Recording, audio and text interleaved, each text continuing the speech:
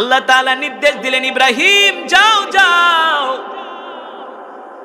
তুমি তোমার সন্তানকে, মাসুম সন্তানকে, মাসুম বাচ্চাকে আর তোমার স্ত্রী হাজেরাকে ওই জঙ্গলের মধ্যে দুই পাহাড়ের মাঝে রেখে আসো। কেমন কঠিন পরীক্ষা! আমরা হইলে আল্লাহ তাআলাকে প্রশ্ন করতাম, আল্লাহ কেন রাইখা আসবো? জাতির পিতা, যে কেউ জাতির পিতা হতে পারে না, জাতির পিতা হতে হলে ঈমানের পরীক্ষা দিতে হয়। আল্লাহ তাআলা নির্দেশ দিয়েছেন, জাতির পিতা ইব্রাহিম আলাইহিস সালাম আল্লাহ তাআলাকে কোনো প্রশ্ন করে নাই। সিরিয়া থেকে হযরত হাজেরা আলাইহিস সালামকে নিয়ে, ইসমাইল আলাইহিস সালামকে নিয়ে জাতির পিতা মক্কার উদ্দেশ্যে রওনা দিলেন। এবারে দুই পাহাড়ের মাঝে জঙ্গলের মধ্যে পুত্র ইসমাইল আলাইহিস সালামকে আর হাজেরা আলাইহিস সালামকে দুইজনকে জঙ্গলের মধ্যে রেখে দিয়া বলতেছে, হাজেরা এই জঙ্গলের মধ্যে তুমি তোমার সন্তানকে নিয়ে থাকো, আমি সিরিয়ায় চলে গেলাম। চিন্তা করছেন কথাটা যত সহজ, কিন্তু বিষয়টা তত কঠিন, ঠিক কিনা বলেন? একটা মাসুম বাচ্চাকে নিয়ে হাজেরা আলাইহিস সালামকে ইব্রাহিম আলাইহিস সালাম জঙ্গলের মধ্যে রাইখা বলে, তোমরা থাকো, আমি সিরিয়ায় চলে গেলাম। পয়গম্বর ইব্রাহিম আলাইহিস সালাম কলিজা টুকরা ছোট সন্তানকে যখন রাইখা জঙ্গলের মধ্যে চলে যায়, তার কলিজা ফেটে যায়, চোখ দিয়া অশ্রু ঝরে, কিন্তু কোনো কথা বলতে পারে না। নির্দেশ কার? জোরে বলুন, নির্দেশ কার? আল্লাহ তাআলার নির্দেশের সামনে কিভাবে জাতির পিতা মাথা নত করেছেন। আর বর্তমানে জাতির পিতার সন্তানরা ঠিক মতো নামাজই পড়ে না, সুদের ব্যবসা করে। আগেই তো বলেছি, জাতির পিতা যেমন সন্তানও তেমন, আর যেমন জাতির পিতা তেমন তার সন্তান। আল্লাহু আকবার। হাজেরা আলাইহিস সালাম প্রশ্ন করলেন, ও প্রাণের স্বামী, সিরিয়া থেকে মক্কায় নিয়ে আসলেন, দুই পাহাড়ের মাঝখানে গভীর জঙ্গলের মধ্যে আমাকে আমার সন্তানকে রেখে আপনি সিরিয়ায় চলে যাচ্ছেন, একবারও কি আমাদের কথা চিন্তা করলেন না? আমাদের কি উপায় হবে? কেন রেখে যাচ্ছেন? ইব্রাহিম আলাইহিস সালাম আসমানের দিকে আঙ্গুল তুলে বললেন, নির্দেশ কার? জোরে বলুন, নির্দেশ কার? আল্লাহ তাআলার নির্দেশ। যখন তিনি আসমানের দিকে আঙ্গুল তুললেন, হাজেরা আলাইহিস সালাম দ্বিতীয়বার কোনো প্রশ্ন করেন নাই। এ মুসলমান, ও যুবকেরা, আল্লাহ তাআলার বিধানের সামনে, আল্লাহ তাআলার হুকুমের সামনে কিভাবে মাথা নত করেছেন। এবার শিশু মাসুম বাচ্চা ইসমাইল আলাইহিস সালাম হাজেরা আলাইহিস সালামকে রেখে জাতির পিতা ইব্রাহিম আলাইহিস সালাম সিরিয়ায় চলে আসলেন। আল্লাহু আকবার। এবার কলিজার টুকরা মাসুম সন্তানকে নিয়ে দুই পাহাড়ের মাঝখানে জঙ্গলের মধ্যে একজন মহিলা, খাবে কি? খাবার নাই, পানিও নাই। পয়গম্বর ইসমাইল আলাইহিস সালাম ক্ষুধার যন্ত্রণায়, পানির পিপাসায় কাতর হয়ে যাচ্ছে। এই দৃশ্য কোনো মা সহ্য করতে পারে না, ঠিক কিনা বলেন? এবার শিশু মাসুম বাচ্চা ইসমাইল আলাইহিস সালামকে রেখে হাজেরা আলাইহিস সালাম খাবারের সন্ধানে বের হয়ে গেলেন। পানির সন্ধানে বের হয়ে গেলেন। একবার হাজেরা আলাইহিস সালাম এই পাহাড়ে যায়, আর একবার ওই পাহাড়ে যায়, একবার এই পাহাড়ে যায়, আর একবার ওই পাহাড়ে যায়। হাজেরা আলাইহিস সালাম আসমানের দিকে তাকায় বলে, মালিক, কি ইমানের পরীক্ষায় আমাকে ফেললা? ও মালিক, কিভাবে আমি এই পরীক্ষায় পাশ করব? হাজেরা আলাইহিস সালাম পাগলের মতো দিক বিদিক ছুটতেছে সন্তানের খাবারের জন্য, পানির জন্য। এই যে পাগলের মতো হাজেরা আলাইহিস সালাম ছুটতেছে, এই দৃশ্য আসমানের মালিক, জমিনের মালিক দেখতেছে। আল্লাহু আকবার। আল্লাহ তাআলা ফেরেশতাদেরকে বলে, ফেরেশতারা, দেখ দেখ, আমার বান্দি হাজেরাকে আমি পরীক্ষা করতেছি, কিভাবে পরীক্ষায় পাশ করতেছে। দ্বিতীয়বার স্বামীকে প্রশ্ন করে নাই, কেন রেখে গেলা, কিভাবে আমরা থাকব, কিভাবে আমরা বাঁচব, আমার হুকুমের সামনে কিভাবে আমার হাজেরা মাথা নত করেছে। আল্লাহু আকবার। হাজেরা আলাইহিস সালাম সন্তানকে রেখে যখন পানির জন্য ছুটাছুটি করে, এইদিকে ভয়, এই জঙ্গলের মধ্যে বড় বড় বাঘ আছে, হিংস্র প্রাণী আছে, নাকি আমার সন্তানকে খেয়ে ফেলে। একবার ওই পাহাড়ের কাছে যায়, আবার দৌড়ায়া সন্তানের কাছে আসে। এইভাবে করতে করতে আল্লাহ তাআলা দেখতেছেন তার বান্দি তার সন্তুষ্টি অর্জন করার জন্য কত চেষ্টা করতেছে। দেখেন আল্লাহ তাআলার কি কুদরত, কি নিদর্শন। পয়গম্বর ইসমাইল আলাইহিস সালাম কান্না করতেছে আর তার ডান পা দিয়া মাটির ভিতরে আঘাত করতেছে। একটা দুইটা তিনটা আঘাত করতে করতে তার পায়ের কাছ থেকে পানির ঝর্ণা বের হয়ে গেছে, পানির ঝর্ণা বের হয়ে গেছে।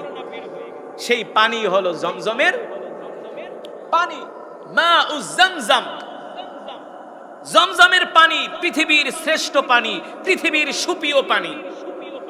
জমজমের পানির মতো এত পিওর, এত খাঁটি, এত ভিটামিন যুক্ত পুষ্টিকর পানি পৃথিবীতে আর পৃথিবীর যত দামি ব্র্যান্ডের পানি আপনি রাখেন, 1 মাস 2 মাস 1 বছর 2 বছর গেলে পানির ভিতরে একটা আবরণ পড়ে যায়, কালচে ভাব চলে আসে। আমি হজ থেকে একটা জমজমের পানির ছোট একটা বোতল আমি আমার বাসায় মেড সেলফে রেখে দিয়েছি। আজকে 3 বছর হয়ে গেছে, এখনো পর্যন্ত পানির কোনো রং পরিবর্তন। কিয়ামত পর্যন্ত হবে, এটা আল্লাহ তাআলার কুদরতের পানি। কিয়ামত পর্যন্ত পানি বের হবে, প্রতিদিন মিলিয়ন মিলিয়ন ট্রিলিয়ন ট্রিলিয়ন জমজমের পানি কূপ থেকে বের হচ্ছে। বিজ্ঞানীরা গবেষণা করে দেখেছেন আজ পর্যন্ত তারা জমজমের কূপের কতটুক পর্যন্ত এটা গভীর, আজ পর্যন্ত তারা রিসার্চ করে বের করতে পারবে কিভাবে, কিভাবে পারবে না। কারণ তাল গাছের 2.5 হাত জায়গা হলো পিছলা।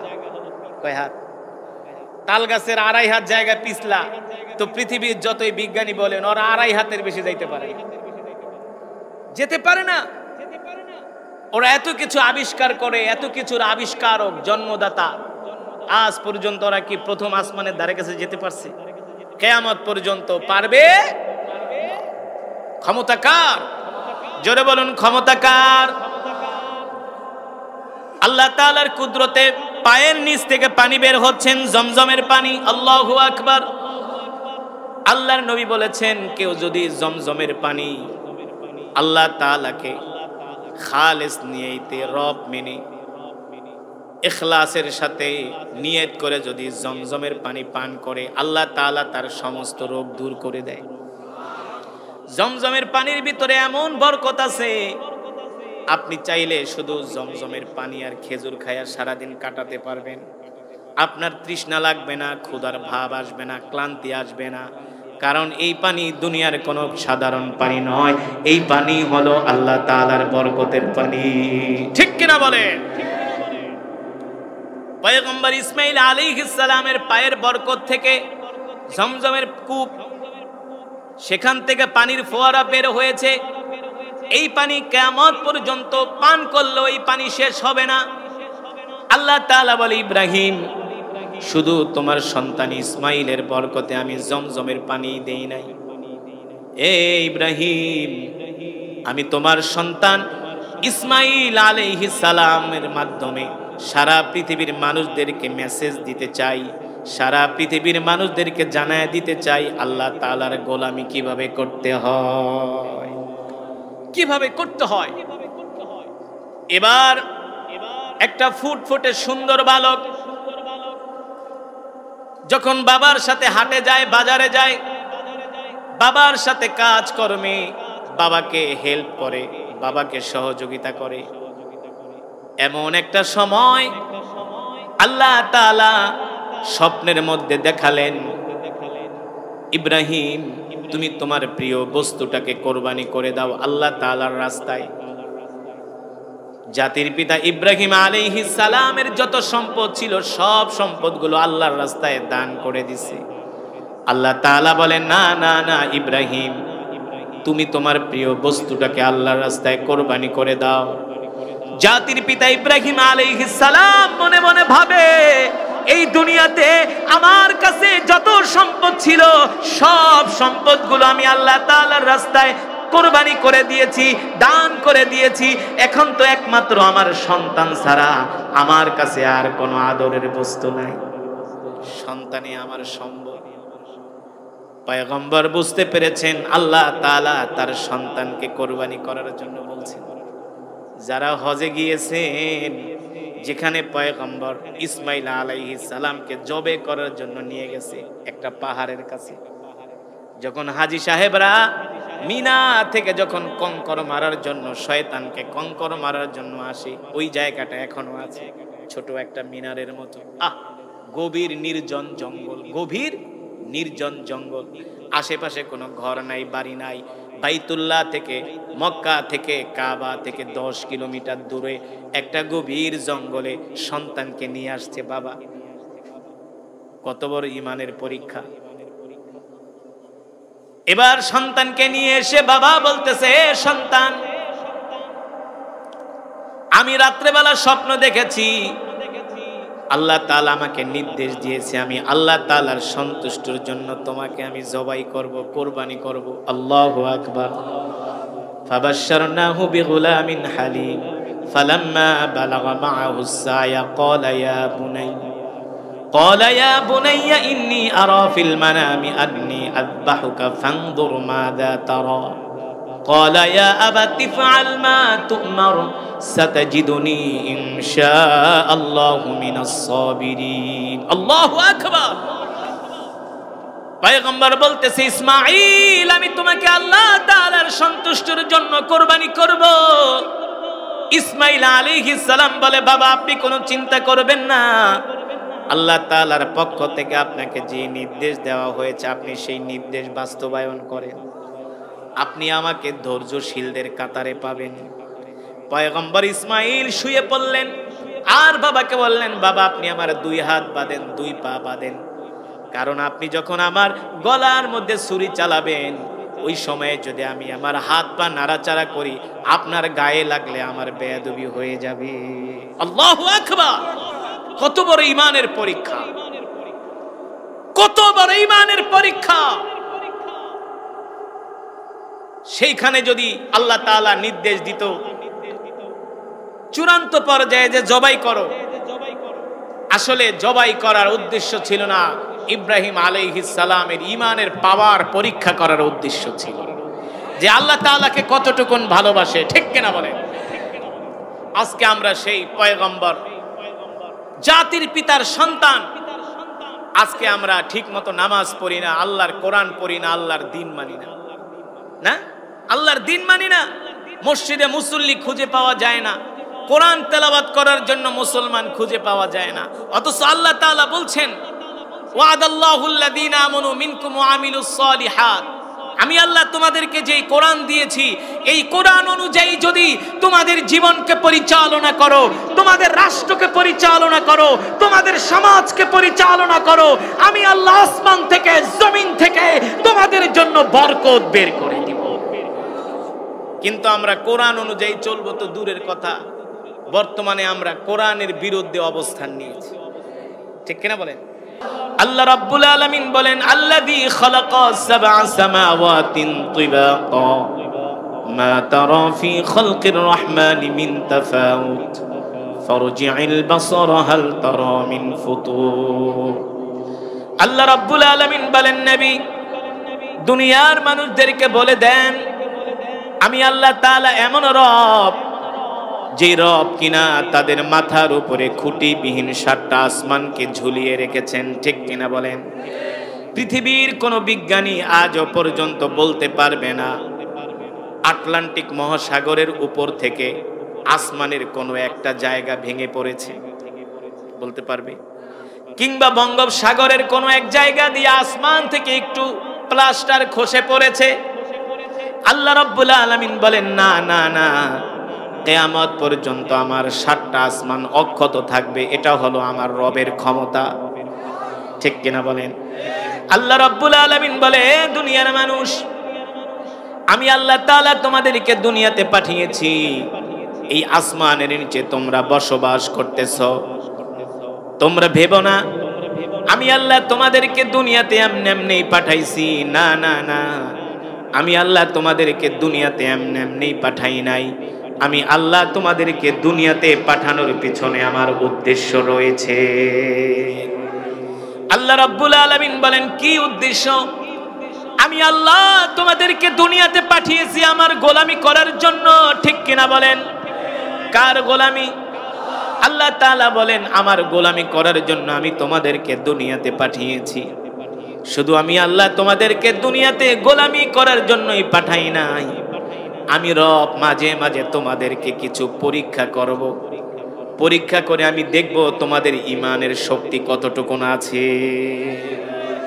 আল্লাহ তাআলা বলেন, সেই ঈমানের পরীক্ষাগুলো হবে, وَلَنَبْلُوَنَّكُمْ بِشَيْءٍ مِّنَ الْخَوْفِ وَالْجُوعِ وَنَقْصٍ مِّنَ الْأَمْوَالِ وَالْأَنفُسِ وَالثَّمَرَاتِ وَبَشِّرِ الصَّابِرِينَ الَّذِينَ إِذَا أَصَابَتْهُم مُّصِيبَةٌ قَالُوا إِنَّا لِلَّهِ وَإِنَّا إِلَيْهِ راجعون। আল্লাহু আকবার।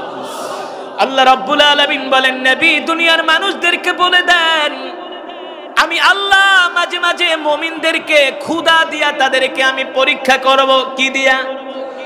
দারিদ্রতা দিয়া, অভাব দিয়া আমি আল্লাহ মাঝে মাঝে মুমিনদেরকে পরীক্ষা করব। আমি আল্লাহ মাঝে মাঝে তাদেরকে অভাবের মধ্যে ফেলে দিব। কিসের মধ্যে?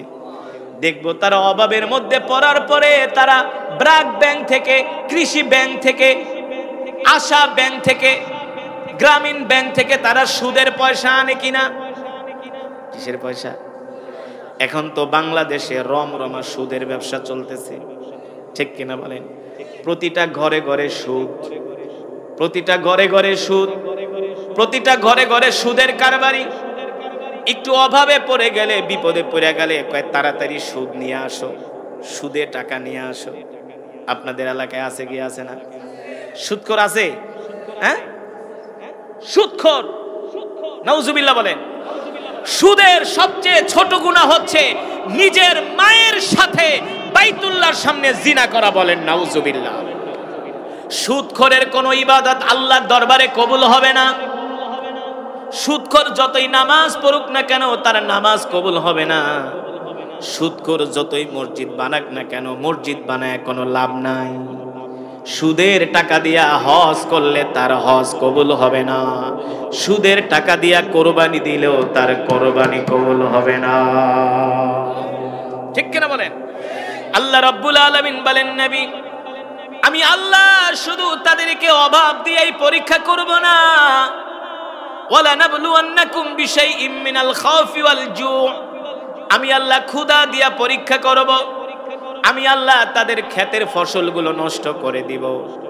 শুধু ক্ষেতের ফসল না, আমি আল্লাহ তাদের সন্তানকে দুনিয়ার জমিন থেকে নিয়ে নিব।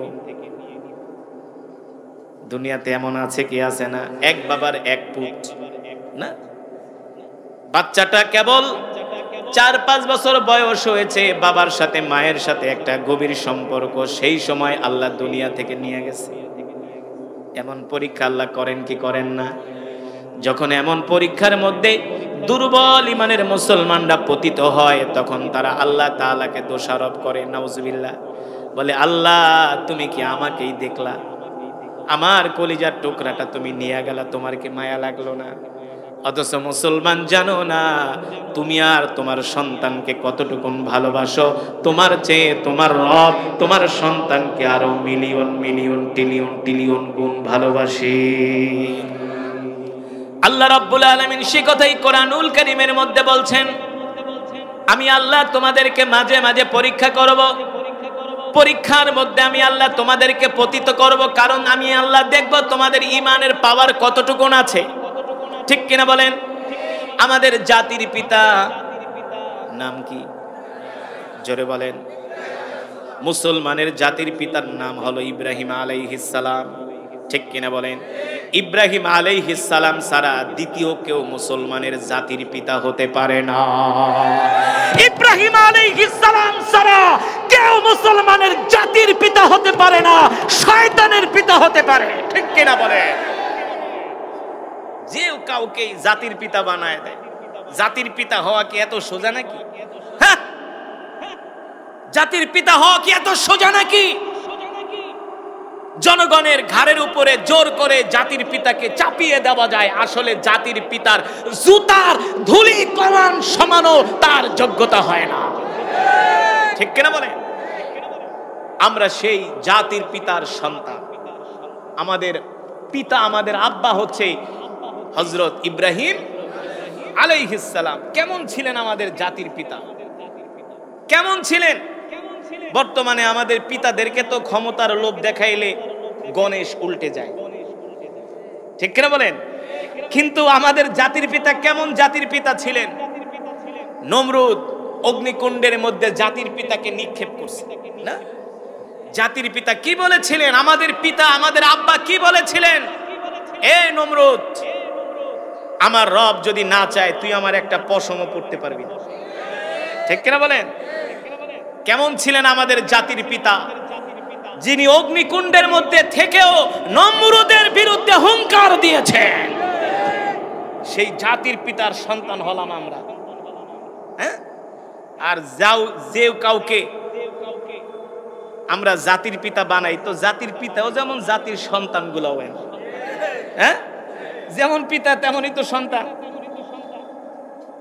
কারণ আম গাছ থেকে কখনো কাঁঠাল হয় না। গাছ যেমন হয়, যারা জাতির পিতার সন্তান হয় তারা আল্লাহ ছাড়া কারো সামনে মাথা নত করে না। যারা জাতির পিতার সন্তান হয় তারা হক কথা বলতে দ্বিধা করে না। যারা জাতির পিতার সন্তান হয় তারা কোরআনের কথা বলতে যে কারো রক্তচক্ষুকে ভয় করে না। ঠিক কিনা বলে? আর বর্তমানে জাতির পিতার সন্তানরা সব হলো সুদখোর আর ঘুষখোর। হ্যাঁ, টেন্ডারবাজ, জমি দখলকারী, চাঁদাবাজ। কিন্তু জাতির পিতার সন্তানরা কি এই সমস্ত অন্যায় কাজ করতে পারে? কেমন ছিলেন জাতির পিতা? কেমন ছিলেন বাবা? যেমন বাবা তেমন তার সন্তান না? জাতির পিতার সন্তান হয় না, জাতির পিতার সন্তান হয় না। আব্বাজানের বয়স, পিতার বয়স 80 বছর হয়ে গেছে। একটা সন্তানের জন্য বাবা পাগল পাড়া হয়ে গেছে। আল্লাহ তাআলার কাছে দোয়া করলেন, রব আমাকে একটি সন্তান দেন। 80 বছরের একজন বৃদ্ধ মানুষকে আল্লাহ তাআলা একজন সন্তান দিলেন। আল্লাহু আকবার। সেই সন্তানের নাম হলো ইসমাইল আলাইহিস সালাম না? জাতির পিতায় মক্কায় থাকতেন না, তিনি ছিলেন সিরিয়ায়। দেখেন কেমন পরীক্ষা। জাতির পিতা ইব্রাহিম আলাইহিস সালামকে আল্লাহ তাআলা নির্দেশ দিলেন, ইব্রাহিম তুমি তোমার সন্তান আর স্ত্রীকে সিরিয়া থেকে মক্কায় নিয়ে এক জঙ্গলের মধ্যে রেখে আসো। কিসের মধ্যে? জঙ্গলের মধ্যে। বর্তমানে আমরা যে বাইতুল্লাহ তওয়াফ করি, বাইতুল্লাহর পাশে আমরা সাফা মারওয়ায় যাই না? সাফা মারওয়ায় সাই করি। ওই সাফা মারওয়াটা তো এখন দৃষ্টিনন্দন, এসি লাগানো, দামি দামি পাথর লাগানো। কিন্তু 1450 বছর আগে সাফা মারওয়ার এই জায়গাটা ছিল একটা গভীর জঙ্গল। এখানে বাঘ ছিল, বড় বড় হিংস্র প্রাণী ছিল দুই পাহাড়ের মাঝে। চিন্তা করছেন? দুনিয়ার মুনাফিকদেরকে বলেন, নাফরমানদেরকে বলে দেন তারা কিভাবে আমার একাত্মবাদকে অস্বীকার করে, আমি রব এটা কিভাবে তারা অস্বীকার করে। আমি আল্লাহ তাদের মাথার উপরে 1টা 2টা 3টা 4টা 5টা 6টা নয়, আমি আল্লাহ 7টা আসমান বানাইছি, তাও খুঁটিবিহীন। কি বিহীন? কোন খুঁটি আছে? খুঁটি নাই। একবার আমি মিশর থেকে বাংলাদেশে আসছিলাম। দুবাই থেকে এয়ারলাইন্সে উঠলাম। ওঠার পরে দেখি বিমানের অনেকগুলো সিট খালি। তো চিন্তা করলাম যেহেতু 3-4টা সিট খালি আছে, বসে থেকে লাভ কি, তার চেয়ে লম্বা হয়ে শুয়ে পড়ি। তো বিমানের সিটে লম্বা হয়ে শুয়ে পড়লাম। এক ঘুম দিলাম। এক ঘুম দেওয়ার পরে আমার কাছে মনে হলো বিমানটা বরিশালের লঞ্চের মতো স্মুথলি চলতেছে, কোনো ঝাঁকি নাই, কোনো আওয়াজ নাই। লঞ্চ যেভাবে চলে শান্ত নদীর মধ্যে, ঠিক এভাবে বিমানটা চলতেছে। তো আমি বিমানের জানালা দিয়ে তাকালাম, সূর্যের আলো দেখতে পেলাম। কোরআনুল কারীমের এই আয়াতের কথা মনে পড়ে গেল যে আমার রব তো বলেছেন, নবী অবিশ্বাসীদেরকে বলে দেন তারা কিভাবে আমার রবকে অস্বীকার করে, আমার একাত্মবাদকে অস্বীকার করে। আমি তো সেই রব, যে রব কিনা তাদের মাথার উপরে 1টা না, 2টা না, 3টা না, 4টা না, 5টা না, 6টা না, খুঁটিবিহীন আমি আল্লাহ 7টা আসমান বানাইছি। কয়টা? 7টা। কোরআনুল কারীমের আয়াতের কথা চিন্তা করতে গিয়ে আমার চোখ দিয়ে ঝরঝর করে পানি পড়তেছে। যেই রব খুঁটিবিহীন 7টা আসমান বানাইতে পারে, ওই রব না কত বড়, ওই রবের ক্ষমতা না কত বড়, ঠিক কিনা বলেন? বিশাল এই সাম্রাজ্যের মালিক মহান রব্বুল আলামিন। তো আমি চিন্তা করলাম যে আল্লাহ তাআলা এই আসমানগুলো যদি খুঁটি দিয়া বানাইতো, কি দিয়া? এই যে প্যান্ডেলের নিচে আপনারা বসছেন, কতগুলো বাঁশ দিয়ে খুঁটি বানানো হয়েছে, হ্যাঁ, কতগুলো বাঁশ দিয়ে খুঁটি বানানো হয়েছে। এই খুঁটিগুলো যদি না থাকতো এই প্যান্ডেলটা এখানে টানানো সম্ভব হতো? হতো না। তো চিন্তা করলাম যদি আল্লাহ তাআলা খুঁটিবিহীন 7টা আসমান বানিয়েছেন, তো আমার মনে পড়ে গেল যে আমাদের পদ্মা সেতুর কথা।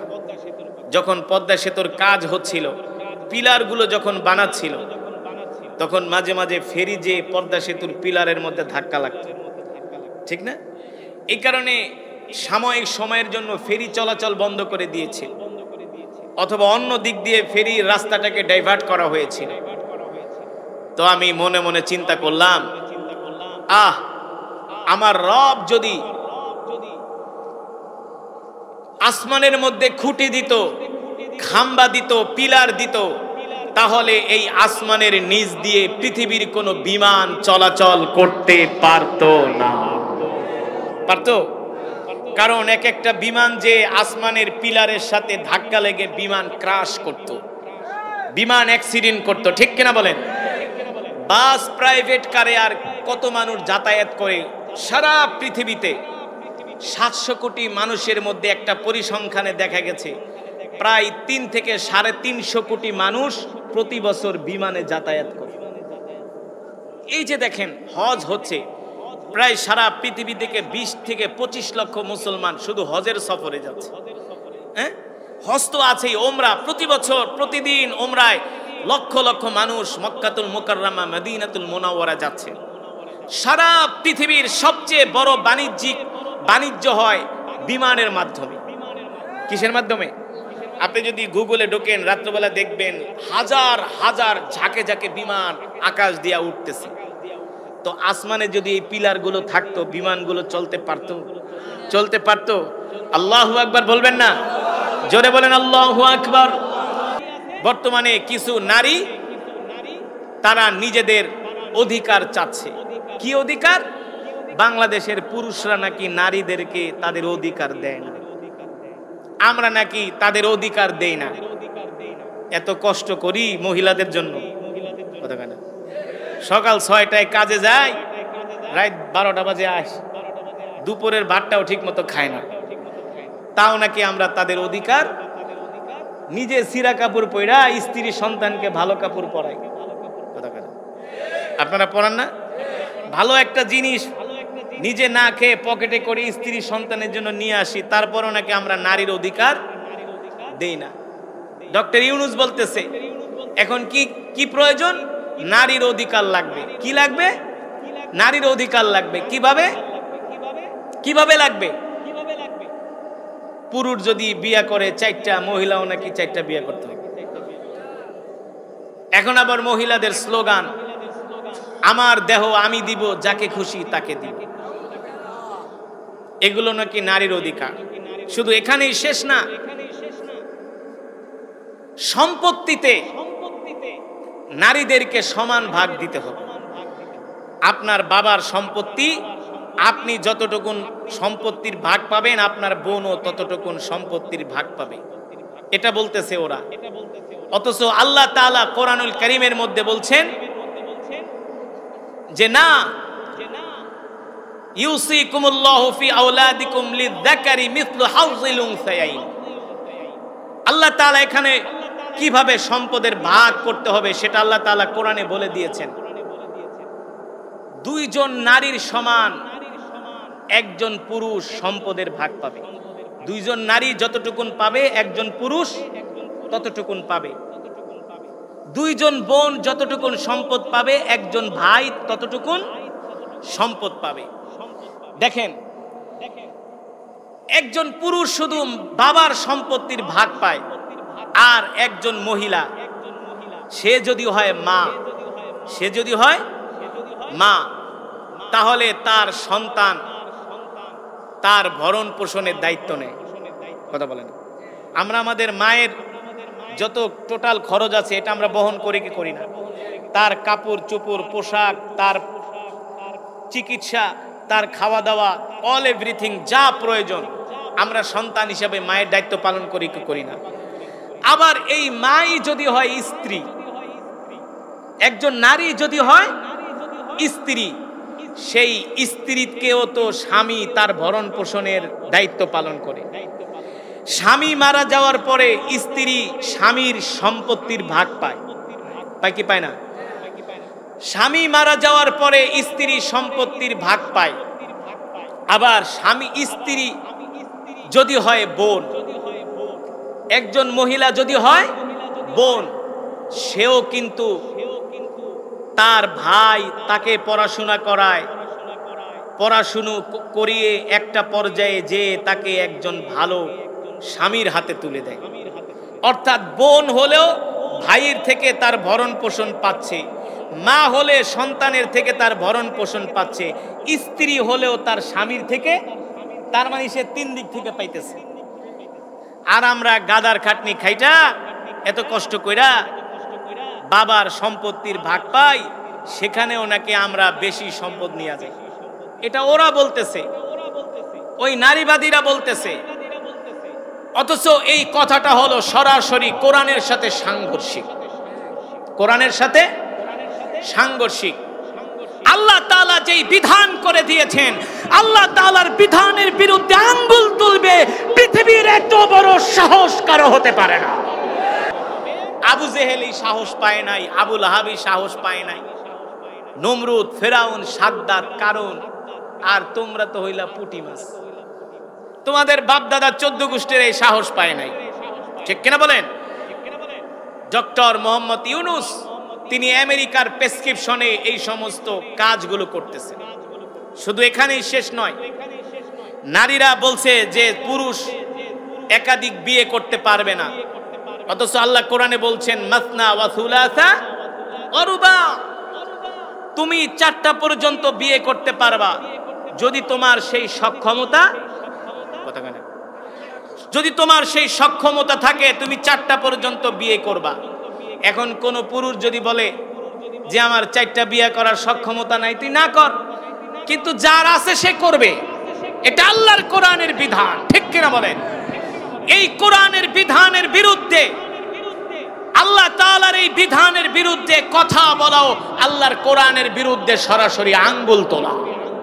ঠিক কিনা বলেন? আমাদের সৃষ্টি করেছেন কি? আল্লাহ তাআলা। এখন বলেন আল্লাহ কেন 4টা বিয়ে পুরুষের জন্য আল্লাহ তাআলা বলল যে হ্যাঁ তোমরা 4টা বিয়ে করতে পারবা 4টা পর্যন্ত? কেন বলল? পুরুষের প্রয়োজন আছে দেখেই তো বলছে। আল্লাহ যে তার বান্দাকে সৃষ্টি করছে, আল্লাহ তাআলা কি জানে না তার বান্দার কি দরকার? কথা বলেন, জানে কি জানে না? আজকে সমাজের মধ্যে বিয়ে কঠিন করা হচ্ছে, আর জিনাকে সহজ করা হচ্ছে। আমি